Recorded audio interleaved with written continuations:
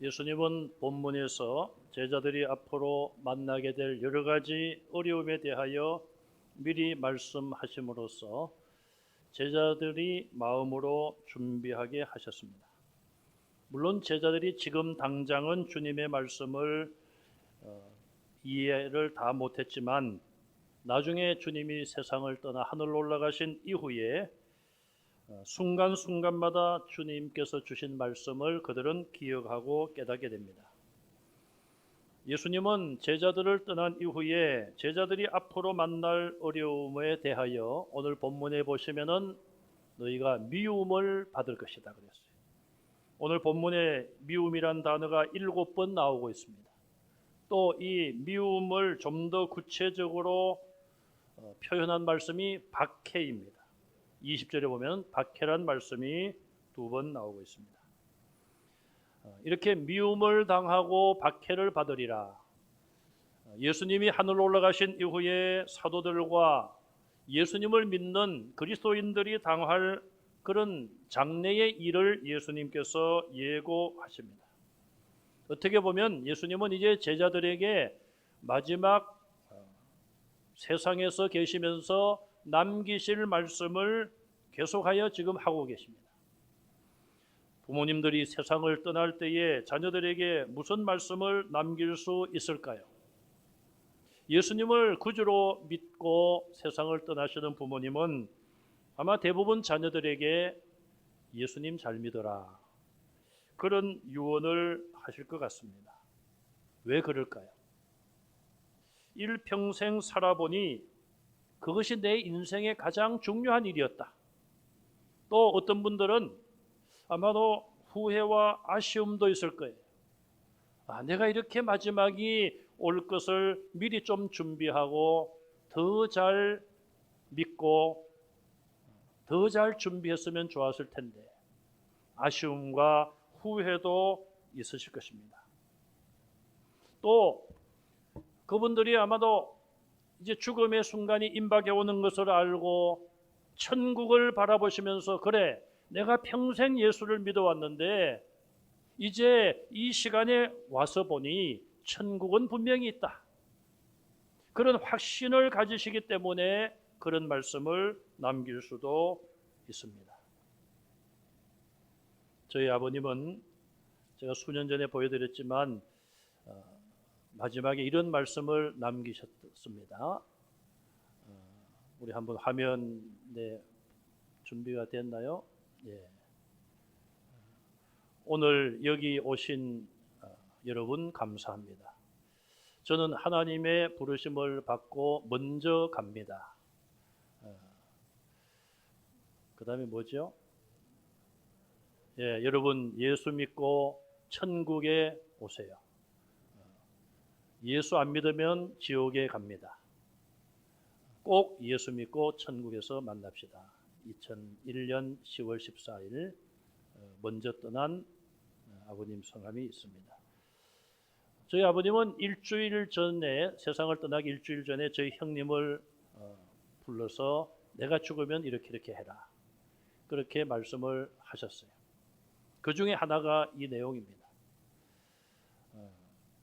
저는 다시 한번 이 현수막을 보면서 말씀을 준비하면서 그래 아버님도 분명히 천국을 보셨기에 하나님이 부르시기 며칠 전부터 천국을 보셨기에 이런 말씀을 분명히 남기셨다. 우리가 뭐 죽음 앞에서는 다 진실하다고 하지 않습니까? 확신이 없는 것을 이렇게 남기실 수는 없는 것이죠. 자, 이런 것을 보면 성도들이 죽음을 맞이하면서 분명히 주님을 바라보고 천국을 바라본다는 것을 확신할 수가 있어요. 예수 안 믿는 사람들은 자녀들에게 무슨 말을 남길 수 있을까요? 돈 많이 벌어라. 내가 남겨놓고 가는 유산 가지고 싸우지 말고 사이좋게 지내라. 뭐 건강이 최고다. 글쎄 이런 말씀을 남길 수 있을까요? 뭐 글로나 녹음으로 뭐 유언을 남기기도 합니다. 그러나 이제는 뭐 그런 필요성이 많이 없어졌어요. 조금 차원을 높이면은 형제끼리 우애롭게 잘 살아야 된다. 좀 더 영적인 차원으로 높인다면 앞에 말씀드린 것처럼 예수님 잘 믿어라. 오늘 일부 예배 참여하신 우리 새가족 중에도 그런 분이 계세요. 어머님이 살아계실 때는 신앙생활 제대로 안 했었는데 어머님께서 내가 죽으면 예수 잘 믿어라, 그런 유언을 남기고 세상을 떠나셔서 과거에 잃어버렸던 신앙을 찾고 이제 열심으로 믿음 생활을 하시는 우리 새가족분이 계십니다. 지금 예수님은 사랑하는 11명의 사도들과 이제 헤어질 시간이 점점 다가옵니다. 헤어지는 것으로 끝나는 것이 아니라 이제 그 제자들을 남겨놓고 하늘로 올라가실 텐데, 이 세상에 남겨둔 제자들이 앞으로 세상에서 미움을 당하고 박해를 당할 것을 다 내다보시면서 그들을 격려하시고 그들의 마음을 준비시키고 계십니다. 본문에서 제자들에게 주신 말씀은 첫째로 너희가 서로 사랑하라는 말씀이에요. 앞에서도 이미 13장부터 내가 세 계명을 준다, 너희가 서로 사랑하라, 내가 너희를 사랑한 것 같이 서로 사랑하라고 반복해서 말씀하셨습니다. 그동안 제자들이 서로 사랑해야 될 이유가 무엇이었습니까? 그들이 예수님을 따르는 제자였기 때문에 예수님이 사랑한 것처럼 그들도 서로 사랑해야지만 예수님의 제자로 인정받을 수 있기 때문에 사랑해야 된다고 말씀했어요. 그런데 오늘 본문에 보시면은 그들이 서로 사랑해야 될 또 다른 이유를 말씀하십니다. 그것은 바로 너희가 세상에서 미움을 받고 박해를 받기 때문에 너희끼리 서로 사랑해야 된다고 말씀합니다.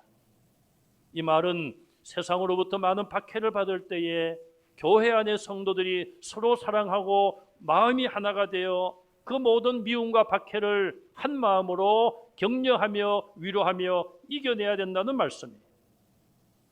전도서 4장 12절 말씀을 보시면 한 사람이면 패하겠거니와 한 명은 위험합니다.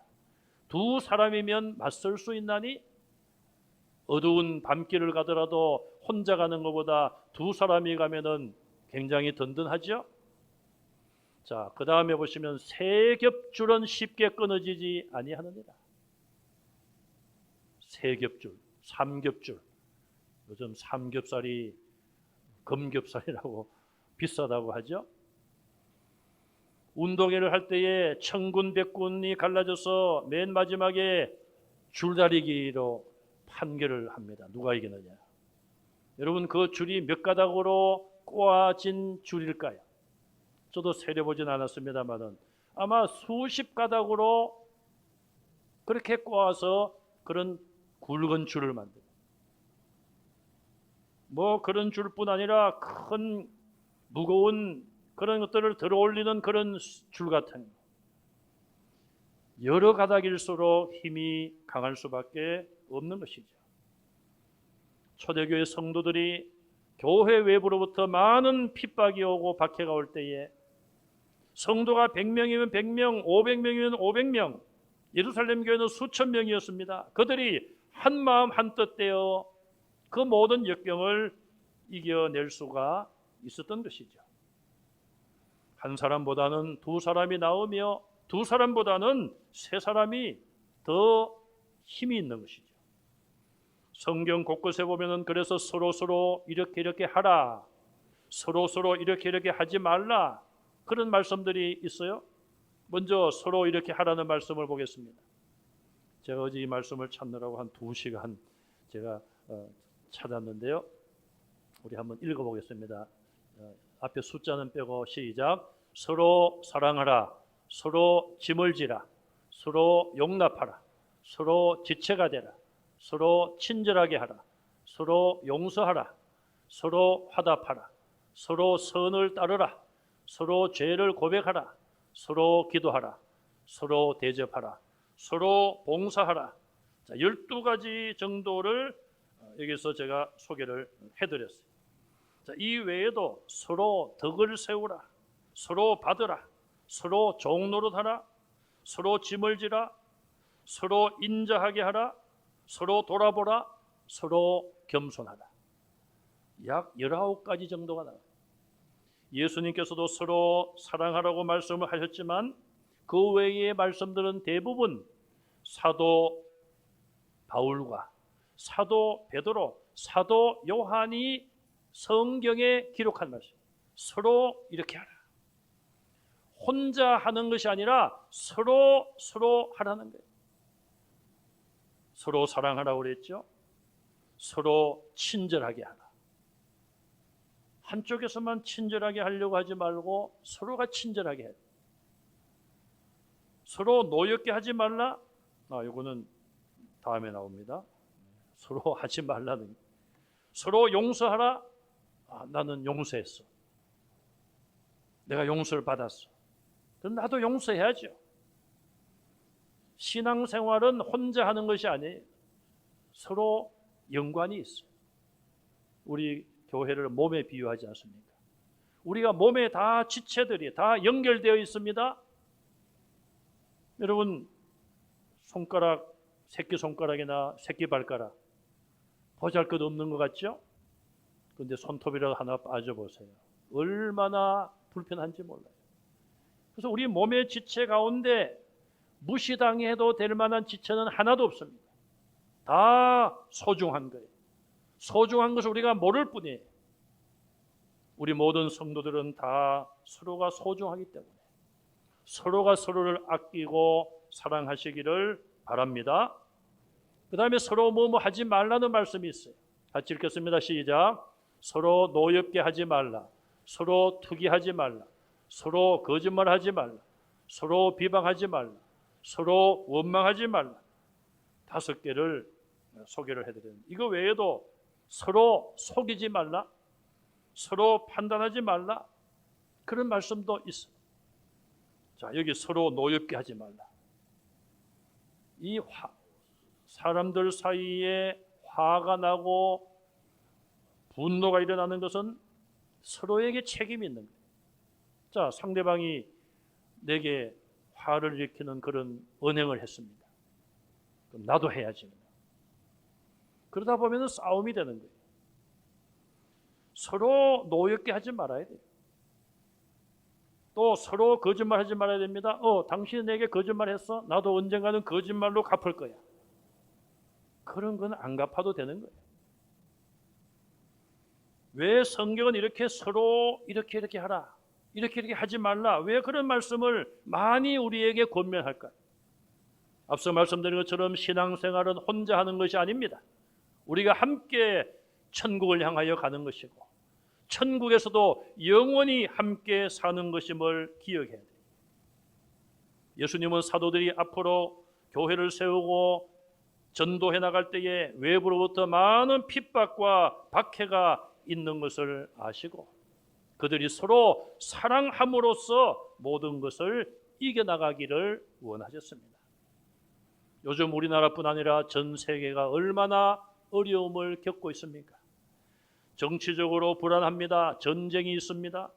자연재해로 인하여 많은 나라의 국민들이 어려움을 겪고 있습니다. 그러다 보니 경제적으로 위기가 왔습니다. 우리가 어떻게 이것을 극복할 것인가? 오늘 말씀대로 서로 사랑하는 것밖에 없어요. 그런데 우리 정치판을 보시면 어떤 느낌을 가집니까? 서로 이해하지 않고 서로 인정하지 않고 서로 물고 뜯습니다. 갈라디아 5장 15절 말씀에 만일 서로 물고 먹으면 피차 멸망할까 하노라. 만일 서로 물고 먹으면, 제가 성경 번역을 했으면은 물고 먹으면이 아니라 물고 뜯으면으로 했을 것 같아요. 훨씬 더 실감이 나지 않습니까? 뼈다귀 하나를 놓고 여러 개가 그냥 서로 차지하려고 물고 뜯는 것처럼 물고 뜯으면 피차 멸망할 수밖에 없는 거예요. 이런 위기에 여러분 가족끼리 서로 사랑으로 하나 되어 위기를 이겨내시기를 간절히 바랍니다. 이웃끼리 서로 사랑함으로써 이웃을 복음화시키고 이웃을 이런 고통에서부터 구원하시기 바랍니다. 교회 안의 성도들끼리 서로 사랑함으로써 천국과 같은 교회를 세워가는 여러분들이 되시기를 바랍니다. 두 번째로 예수님께서는 제자들에게 세상이 너희를 미워하리라. 너희는 세상에서 미움을 받는다. 그렇게 말씀을 하셨습니다. 왜 예수님의 제자들 성도들은 이 세상에서 미움을 당하고 박해를 받으며 억울한 일을 당할까요? 첫째는 18절 말씀에 세상은 예수님을 먼저 미워했기 때문에 그렇습니다. 예수님이 미움을 당했기 때문에 예수님을 믿고 예수님의 제자로서 예수님을 따라가는 모든 자들도 그 미움과 박해를 피할 수가 없습니다. 유대교 지도자들은 예수님께서 자기들의 잘못을 지적하시자 예수님을 미워했고 죽이려고 했고 결국은 죽였습니다. 그들은 자기들의 자리와 자기들의 이권이 빼앗기는 것을 두려워했으며 자기들의 죄악이 드러나는 것을 싫어했습니다. 어둠은 빛을 싫어하고 피합니다.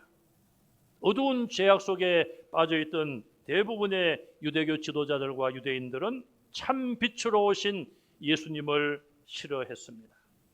참빛 앞에 자기들의 어두운 모습, 죄악된 모습이 드러나는 것이 싫었던 것이죠. 그래서 예수님을 따르는 제자들과 성도들은 세상에서 미움을 받을 수밖에 없습니다. 두 번째 19절에 보시면 예수님께서 제자들을 선택하셨기 때문에 제자들은 미움을 받는 것입니다. 야곱에게는 12명의 아들이 있었죠. 마지막 베냐민 아들을 얻기 전에 11명의 아들이 있었습니다. 그 중에 막내는 요셉이었습니다.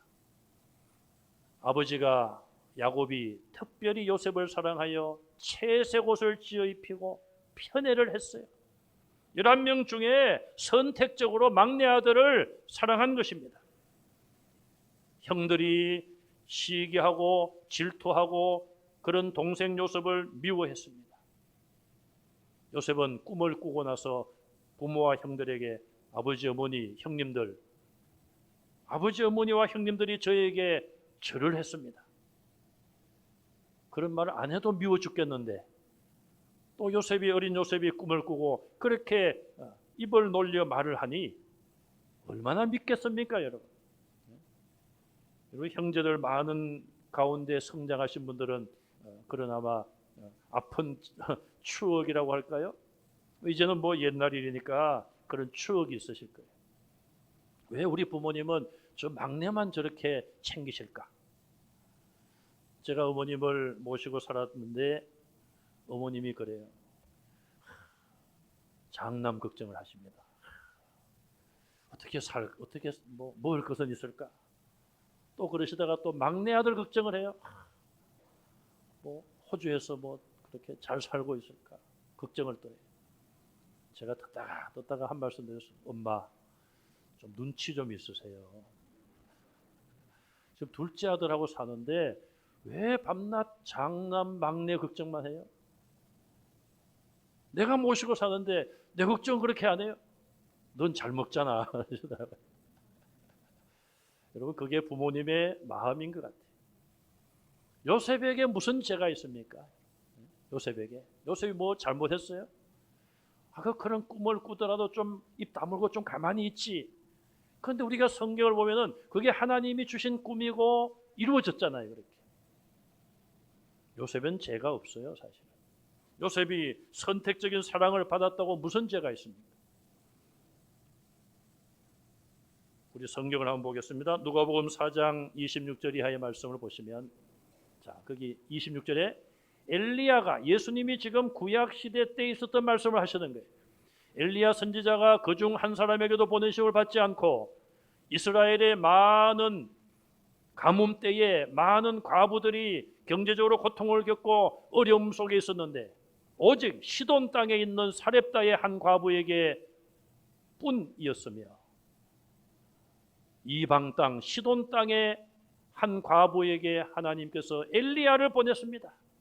그리고 그 가정이 이 엘리야를 대접했습니다. 마지막 남은 가루와 기름을 가지고 떡을 만들어서 엘리야를 대접했어요. 그 결과 가뭄이 끝날 때까지 밀가루와 기름이 떨어지지 아니했어요. 예수님은 지금 이걸 구약의 이 사건을 말씀하시는 거예요. 많은 과부들이 있었고 경제적으로 어려움을 겪고 먹을 것을 걱정하는 과부들이 있었지만 한 과부의 집에 엘리야가 번영을 받았다. 27절에 또 선지자 엘리사 때에 이스라엘에 많은 나병 환자가 있었으되 그 중에 한 사람도 깨끗함을 얻지 못하고 오직 수리아 사람 이방인이에요. 나만뿐이었느니라. 이게 무슨 이야기입니까? 이방 나라 수리아의 나만이 나병 환자가 되었습니다. 군대 장관이에요. 최고의 왕다음으로 권력을 가진 사람이에요. 그런데 갑옷으로 감싸진 그 몸은 나병으로 점점 썩어져 가고 있어요. 이 병을 고쳐야 될 텐데 수소문을 했더니 이스라엘에 가면은 엘리사 선지자가 있습니다. 그 하인이 이야기를 했죠. 우리나라에 가면은 엘리사 선지자가 있는데 그 선지자가 고칠 수 있습니다. 선물을 한 보따리 싸가지고 엘리사를 만나러 왔습니다. 지금 그 이야기를 하는 거예요. 그래서 깨끗함을 받았죠. 이스라엘 땅에도 그 당시에 나병 환자가 많았다는 것입니다. 그런데 왜 하필이면 하나님께서 하나님의 택한 백성은 놔두고 왜 이방 사람 나만 그의 나병을 낫게 하셨는가? 예수님은 지금 이걸 말씀하고 있어요. 그러자 말씀을 듣던 그들의 반응 28절에 회당에 있는 자들이 이것을 듣고 예수님의 이런 말씀을 듣고 다 크게 화가 났어. 자기 민족 이스라엘 사람들이 선택을 받고 이런 사랑을 받고 하나님의 놀라운 역사를 체험했다면 좋을 텐데 하필이면 왜 이방인들이 그런 은혜를 받았을까? 하필이면 저 예수가 왜 저런 이야기를 할까? 그래서 듣는 유대인들이 크게 화가 났어요. 일어나 동네 밖으로 쫓아내요. 예수님을 좀 쫓아내는 거예요. 그 동네가 건설된 산 낭떠러지까지 끌고 가서 밀쳐 떨어뜨리려고 하대요. 예수님을 낭떠러지로 밀어서 그냥 떨어져서 그냥 죽게 하려고 그렇게까지 반응을 했어요. 하나님이 선택하신 것에 대하여 분노하고 있음을 볼 수 있어요. 저와 여러분들이 하나님의 선택을 받았습니다. 예수님의 십자가의 보혈의 능력으로 죄사함 받고 구원 얻게 되었어요. 그렇기 때문에 선택받지 못하고 구원받지 못한 자들이 우리를 미워하고 박해할 수밖에 없다는 것이죠. 세 번째로 예수님의 제자들과 성도들은 이 세상 속에 속하지 않았기 때문에 미움을 받는 것입니다. 여러분, 우리가 어디에 속했느냐 굉장히 중요합니다. 혈연이나 지연, 학연을 따지지 말라 그렇게 말하지만 그것은 하나의 이상적인 이야기예요. 여러분, 일본과 대한민국이 축구 시합을 합니다. 여러분, 누가 이기기를 원합니까? 일본이요? 원수를 사랑하라고 하지 않았습니까? 목사님, 원수를 사랑하라고 했는데 일본이 이겨야죠. 목사는 적어도 그 정도는 돼야 되지 않습니까? 근데 저도 보면은 대한민국이 이기기를 원해요. 왜? 대한민국에 속해 있잖아요. 그것을 혈연, 지연, 학연 이런 것을 너무 그냥 다른 사람에게 피해가 줄 정도로 그렇게 이용해서는 안 되지만 내가 어디 소속되어 있는가 그것이 중요한 거예요.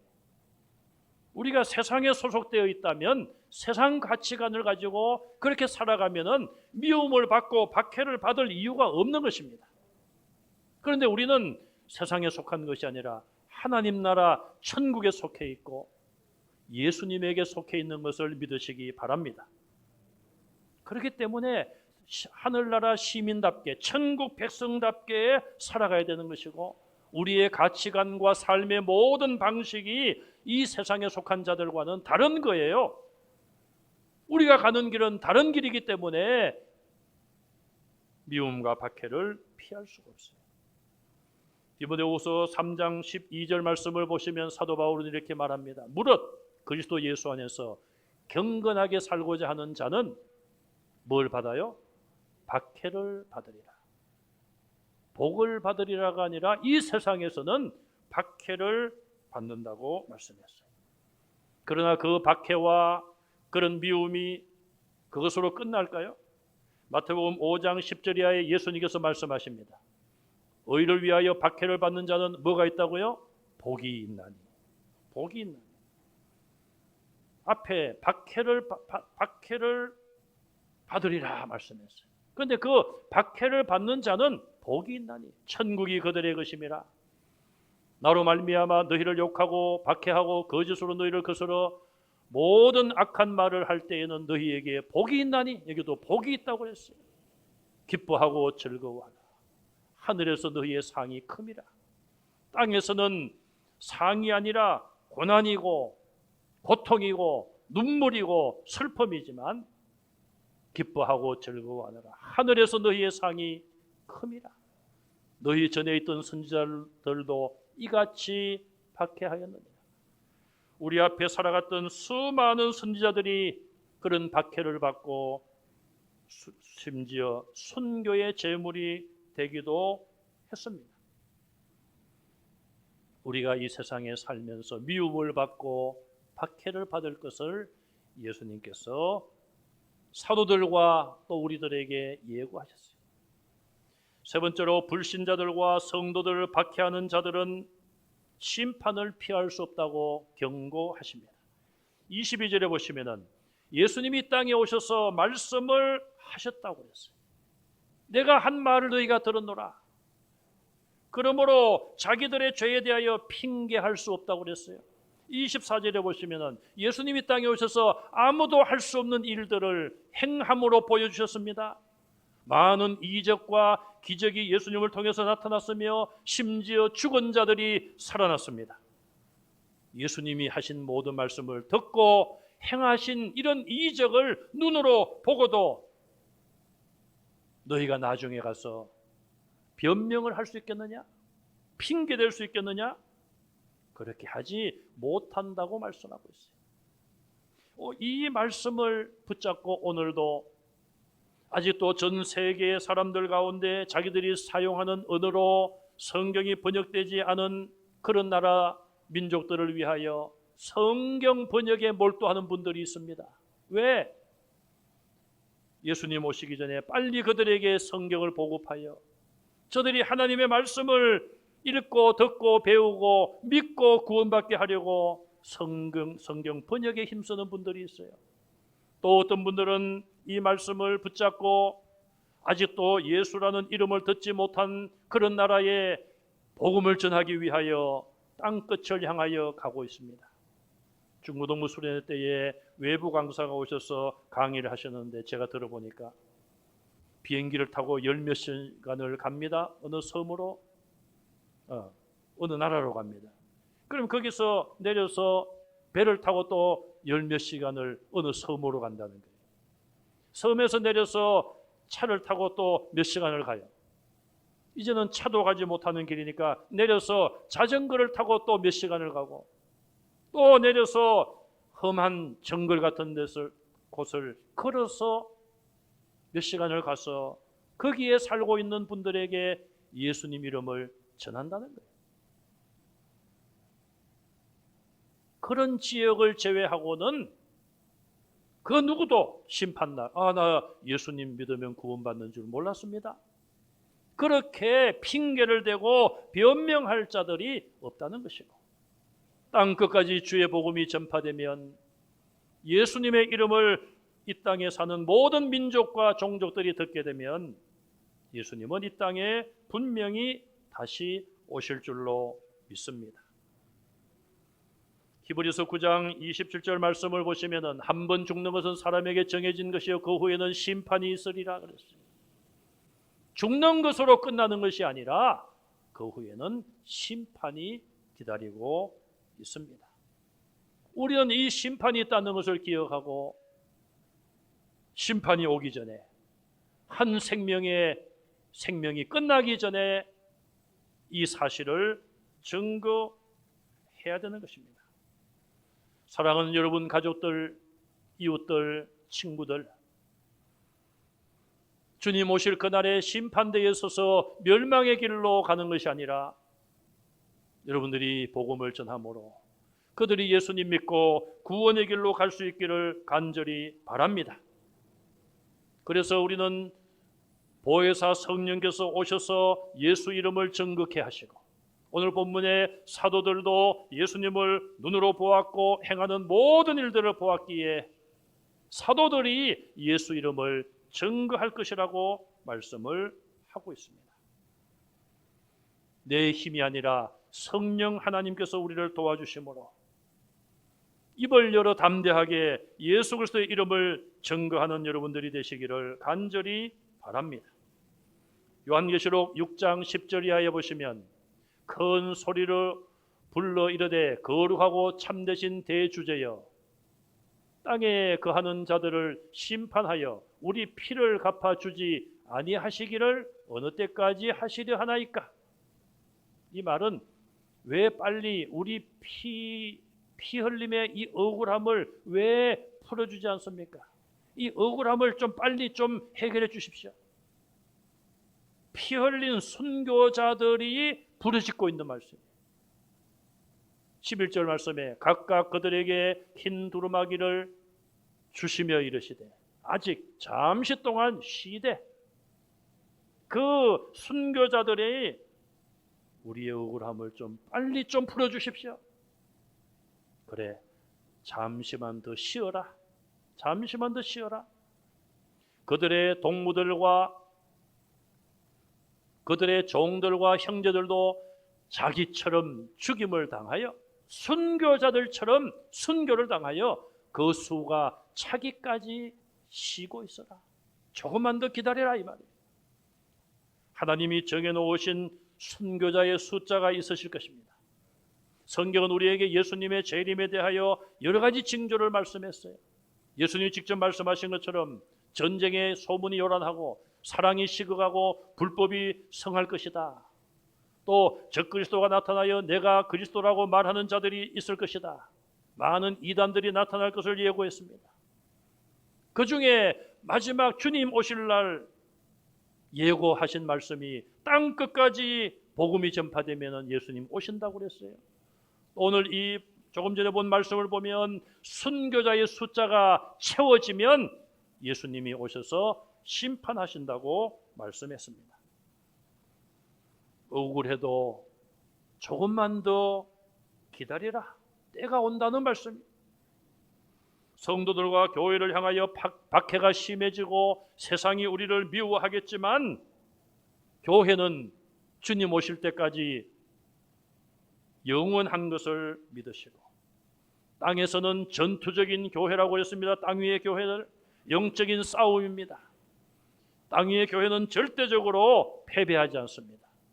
영적인 싸움에서 성령님의 도우심으로 예수 그리스도의 이름의 능력으로 승리할 줄로 믿습니다.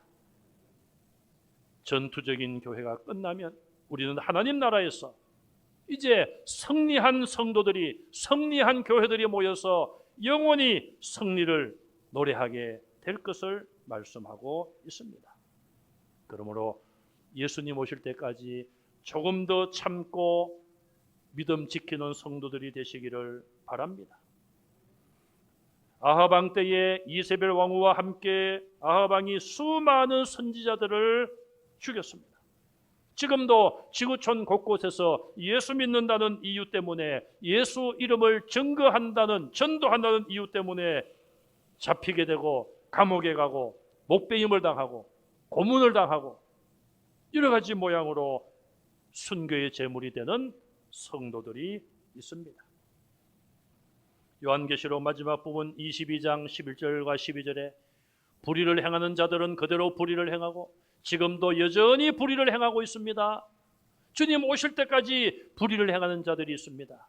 더러운 자는 그대로 더럽고 더러운 삶을 끝까지 살 것입니다. 반대로 의로운 자는 그대로 의를 행하고 거룩한 자는 그대로 거룩하게 하라. 세상이 미워하고 세상에서 박해를 당한다고 우리가 마음이 약해져서 의를 버리거나 거룩함을 포기하지 말라는 말씀이에요. 보라, 내가 속히 오리니 내가 줄 상이 내게 있어 각 사람에게 그가 행한 대로 갚아주리라. 주님 이 땅에 오실 때에 상 가지고 오심을 믿으시기 바랍니다. 보라, 내가 속히 오리니, 이것들을 증거하시니가 이르시되 내가 진실로 속히 오리라. 아멘. 주 예수여 오시옵소서. 주님 오실 것을 여러분 믿으십니까? 주님 오시기를 소원하십니까? 주님께서 내가 오늘 밤에 가겠다, 만약에 그렇게 말씀하신다면, 아니면 오늘 너의 영혼을 내가 거두어 가리라. 아이고 예수님 조금만 있다 오시면 안 됩니까? 내일 휴가를 떠났는데 좀 휴가 좀 갔다 와서, 이 코로나 때문에 지금 3년 만에 가는 휴가예요. 조금만 좀 참아주시면 안 되겠습니까? 여러분, 뭐 이 땅에 어디를 간들 천국과 비교할 수 있겠습니까? 주님 우리를 부르시고 또 주님 이 땅에 다시 오신다면 아멘. 주 예수여 오시옵소서. 주님 환영하는 여러분들 되시기를 바랍니다.